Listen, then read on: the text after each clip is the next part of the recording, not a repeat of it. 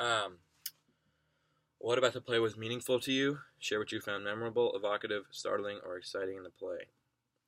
Many parts of this play were startling to me. There were many parts where I was like, "This is crazy. This is weird." Um, One specifically was the mother who killed her son and did not know. I think she was Agave, was her name. She was holding up his head and thought that it was the head of a lion. Um, that was like that stuck out to me. And the connection I made with that was how some people can like do drugs and they end up worshiping the drugs and not really thinking about what they're doing, and they're kind of blinded by that, and then they end up leaving their friends and family behind for these drugs. Three prominent themes in the play. First one, insanity or madness. This theme is shown in the play through many irrational decisions, both by the god Dionysus and the Maenads, just doing things that they obviously wouldn't do. Another thing that I thought of with insanity is the way that the king, uh, his name was, he followed suit and dressed as a woman. Um, it's just crazy. The next one is like a cover up or a transformation. I thought those were similar. So, throughout almost all the play, Dionysus is in disguise, not actually in the form of the god that he was, but playing along with the role that his family believed he was in.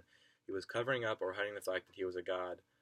So, kind of dove into what people thought of him as as like a stranger, but he really was a god. And then also violence. So the theme plays along with the first one, insanity.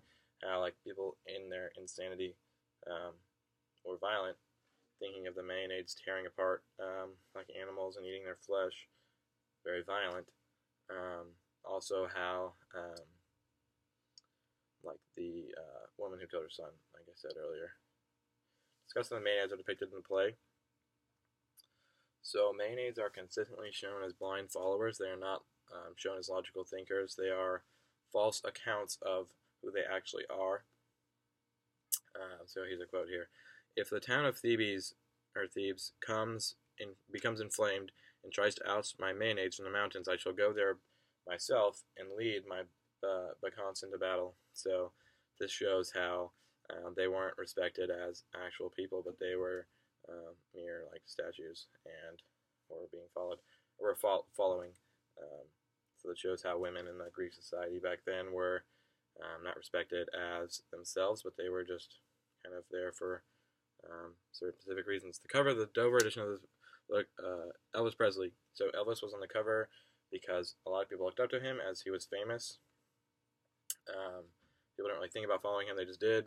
Two questions: how do you see the spells of Dionysus today? Do you see the stories similar to that of the king being lured to do something silly, like at Ohio State? Another question is this: why do you think Dionysus waited until after he was punished and put in jail to destroy this place? Why did he not reveal his powers earlier? Running out of time. Thank you.